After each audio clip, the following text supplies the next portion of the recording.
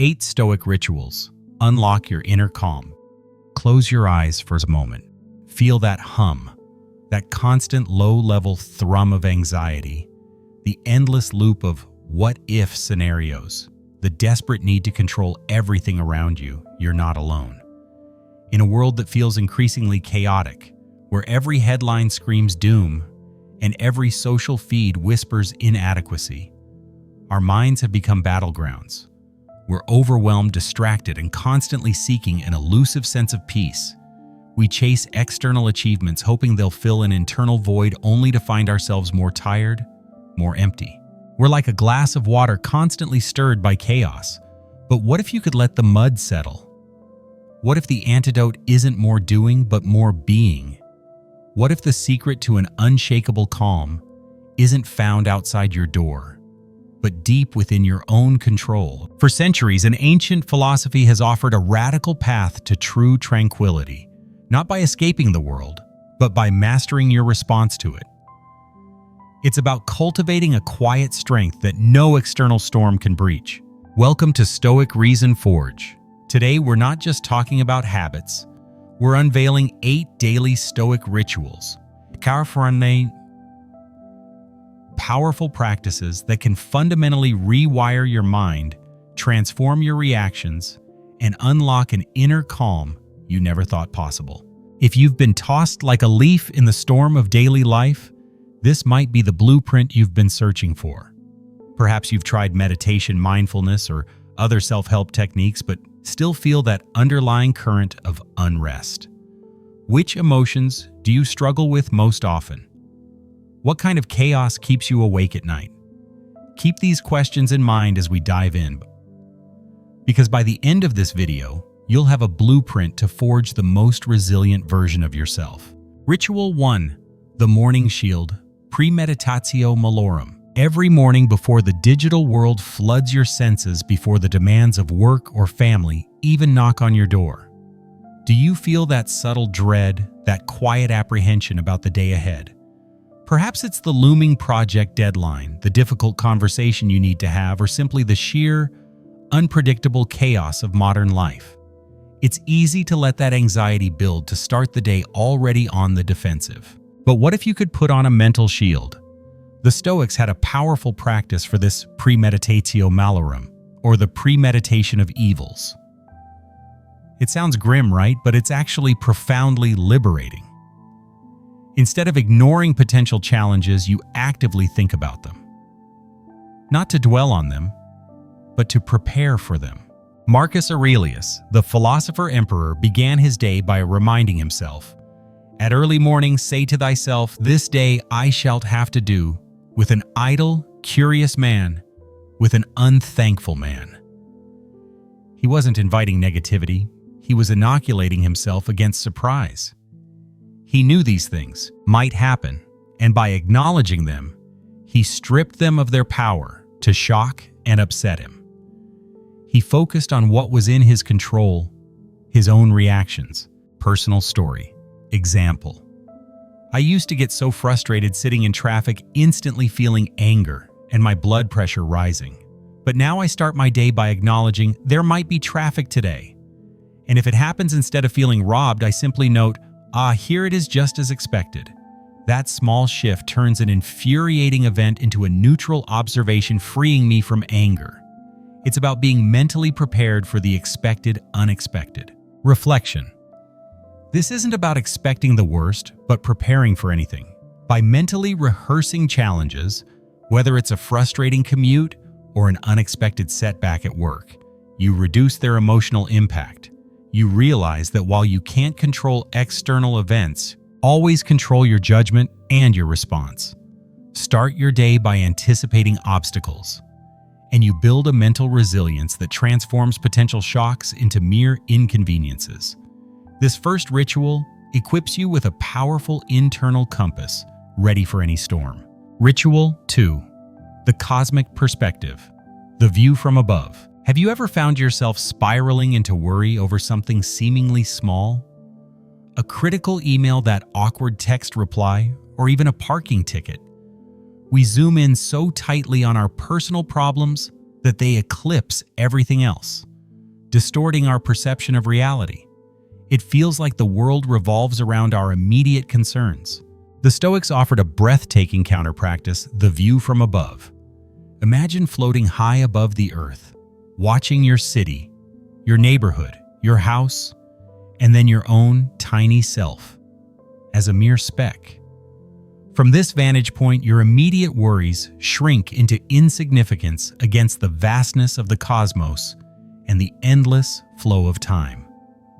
That parking ticket, that minor social slight from space, it all disappears. Marcus Aurelius urged us to consider the whole universe, whereof thou art but a very little part, and the whole age of the world together, whereof but a short and very momentary portion is allotted unto thee. He saw that all things are of one kind, and all like one unto another. He reflected that it comes all to one, therefore, whether a man be a spectator of the things of this life but 40 years, or whether he see them 10,000 years together, for what shall he see more? All the petty human dramas, the endless striving for fame or wealth become fleeting blips in an immense, indifferent universe. Reflection. This ritual isn't about devaluing your life, but about recalibrating your perspective. It teaches humility, reminding you that your personal dramas are not the center of the universe. It helps you distinguish between truly important issues and trivial annoyances. By regularly practicing this cosmic detachment, you gain clarity, reduce self-importance, and find it easier to let go of things that simply don't matter in the grand scheme of existence. Your mind begins to find calm because it's no longer trapped by its own narrow focus. Ritual 3. The evening audit journaling for self-correction. At the end of a long day, it's easy to just collapse exhausted, perhaps scrolling mindlessly. But how often do we pause to truly examine how we lived that day? Did we act with integrity? Did we allow anger to take hold?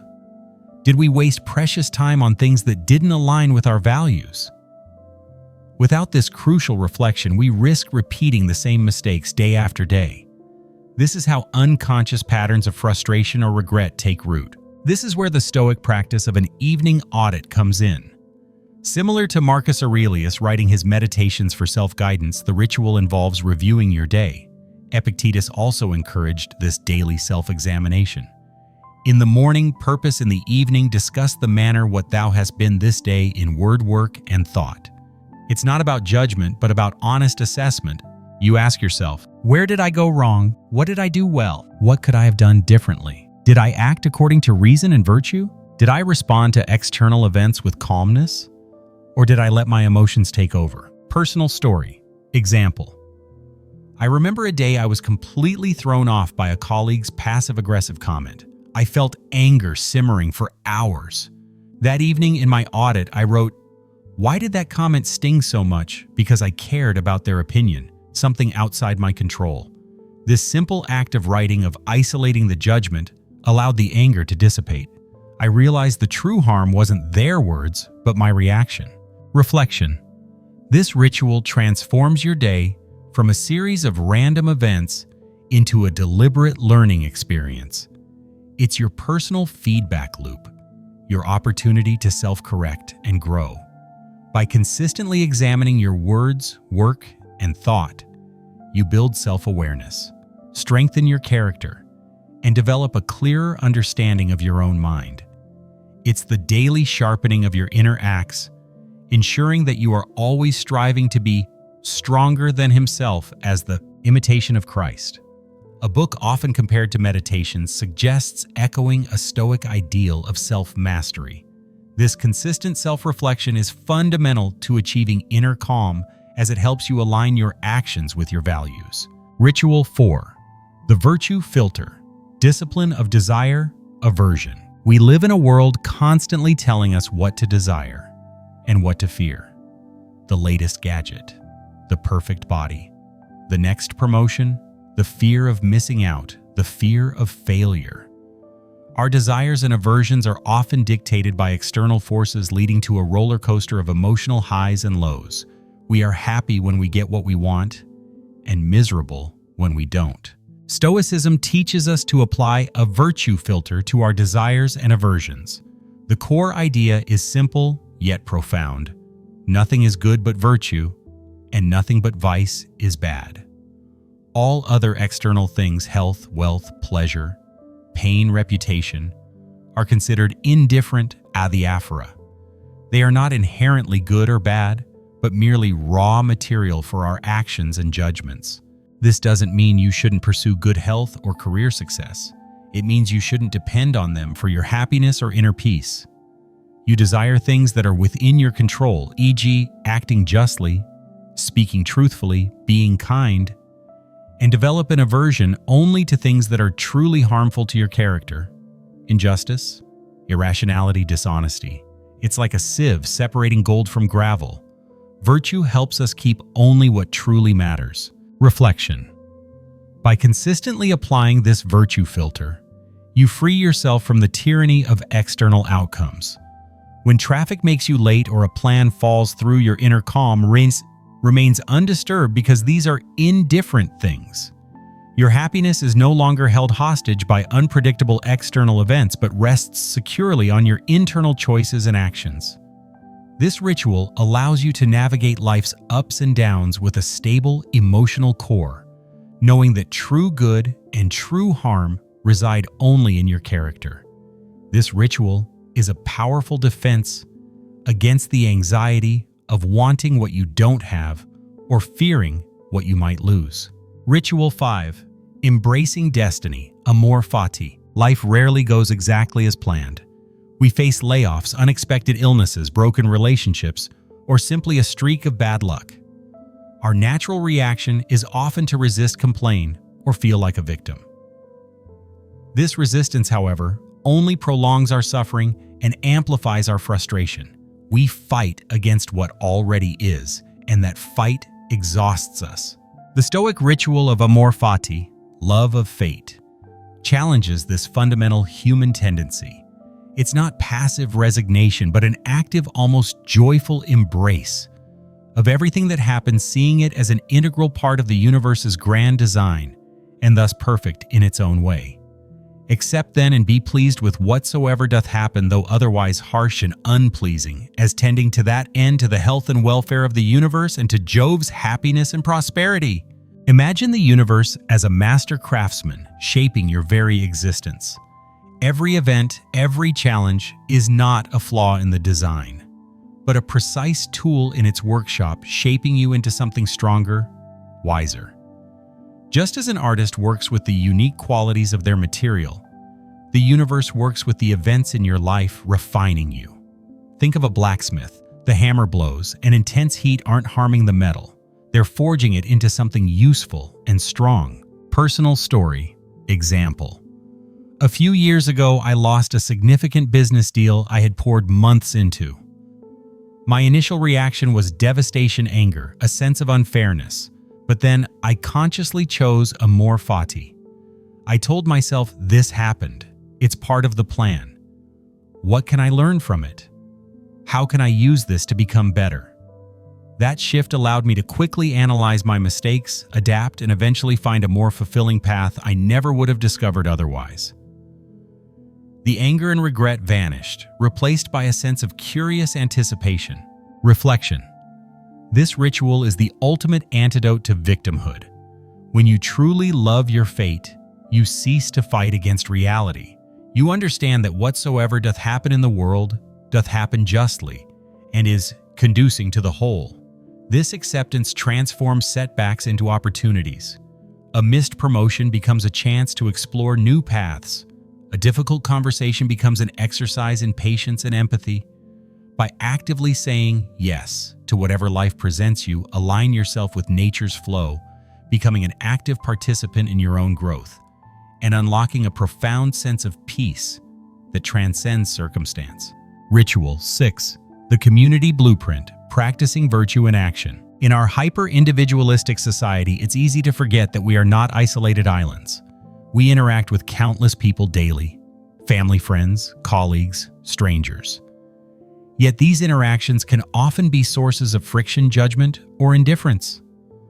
We may prioritize our own desires over the well-being of the collective. The Stoics remind us of our inherent social nature. They saw humanity as part of a single, interconnected community, a world city. Marcus Aurelius stated, "For we are all born to be fellow workers, as the feet, the hands, and the eyelids, as the rows of the upper and under teeth." Just as a hand cannot function optimally without the rest of the body, we cannot truly flourish in isolation. This ritual involves actively practicing virtues like justice, kindness, and patience in all our interactions. When you encounter that rude barista or the co-worker who constantly interrupts, or a friend who disappoints you, remember, this transgressor, whosoever he be, is my kinsman, not by the same blood and seed, but by participation of the same reason and of the same divine particle. Either then teach them better or bear with them. Instead of judgment, seek understanding. Instead of anger, offer compassion. Reflection. This ritual shifts your focus from self-interest to shared well-being. By striving to act justly and kindly in every interaction, you not only improve the world around you, but also cultivate your own character. It's in these moments of social virtue that true contentment is found. You feel a deep satisfaction knowing you've contributed to the common good, reinforcing your connection to humanity, and unlocking a genuine outward-flowing sense of calm and purpose. For nothing can so much rejoice thee as the resemblances and parallels of several virtues eminent in the dispositions of them that live with thee, especially when all at once, as it were, they represent themselves unto thee. Ritual 7. The final reminder, memento mori. We often live as if we are immortal, postponing dreams, tolerating dissatisfaction, and putting off difficult conversations. But life, as Seneca powerfully reminds us, is very brief and very troubled. For those who are preoccupied and fail to live intentionally, we cling to youth possessions and relationships, dreading their inevitable loss. This fear of loss often prevents us from truly appreciating what we have now. The Stoic ritual of memento mori, remember death, is not morbid. It's a profound motivator. It's a daily practice of acknowledging our own mortality and the impermanence of all things. Seneca emphasizes that man can part with no life properly save with that little part of life which he now lives, and that which he lives is no other than that which at every instant he parts with. Marcus Aurelius reflects, "Consider how quickly all things are dissolved and resolve the bodies and substances themselves into the matter and substance of the world, and their memories into the general age and time of the world." Most people fear death. The Stoic uses it as a compass. This isn't about fostering fear, but urgency. Your life is happening now. Your time is a precious, finite resource that slips away. Personal story. Example. I used to put off telling loved ones how much I appreciated them, always thinking there would be more time. But after practicing memento mori, I started making those calls, sending those texts, expressing that gratitude today. The initial discomfort of confronting mortality quickly transformed into a profound sense of presence and deep connection, reducing my underlying anxiety about what if I don't get to say this later. Reflection.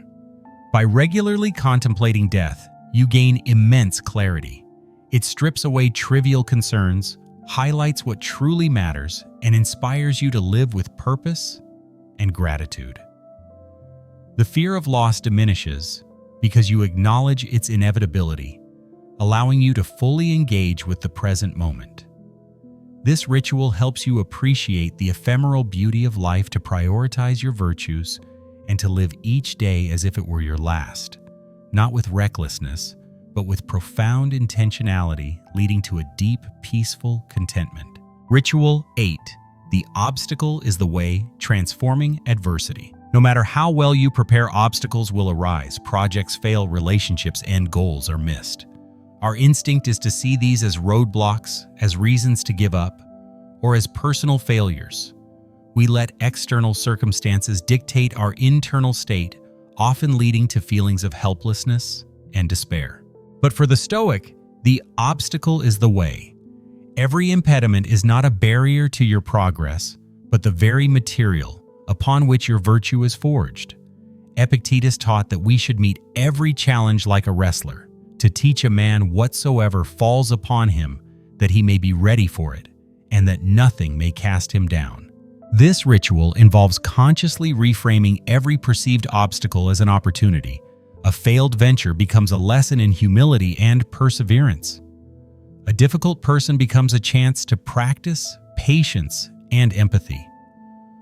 What was once a boulder in your path becomes the very stone you step on to rise. The Roman mind believed that what before was the impediment is now the principal object of her working, and that which before was in her way is now her readiest way. Personal story. Example.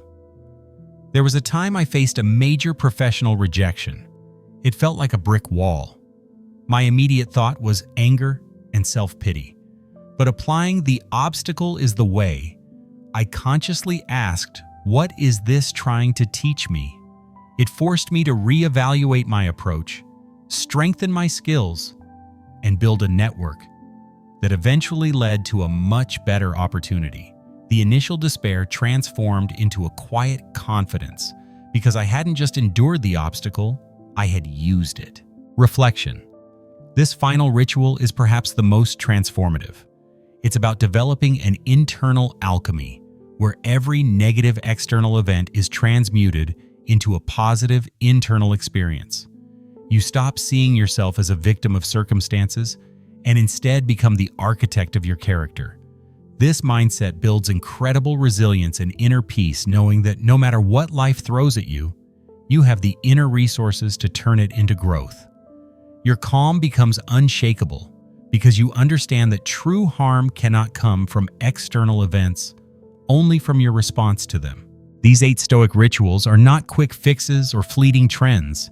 They are ancient, time-tested disciplines designed to cultivate profound inner change. They are the tools that Marcus Aurelius used in the heart of the Roman Empire, and that Seneca practiced amidst his own tumultuous life. They are just as relevant, perhaps even more so, in our hyper-connected, often chaotic modern world. The journey to inner calm isn't about avoiding chaos, but about learning to stand firm within it. It's about taking daily intentional steps to master your perceptions, manage your desires, and act with unwavering virtue. If you're ready to start forging your own Stoic fortress of serenity, begin with 1 or 2 of these rituals today. Practice them consistently. Observe the subtle shifts in your mind, because your inner calm is not something to be found. It's something to be forged. If this video has resonated with you, if it's given you a new perspective on how to unlock your inner calm, hit that like button, share it with someone who needs it, and subscribe to Stoic Reason Forge for more timeless wisdom applied to modern life. Which of these 8 rituals feels most challenging for you to adopt, and which are you most excited to try first? Share your thoughts and questions in the comments below. We're building a community of Stoic practitioners, and your journey inspires us all. Forge your reason.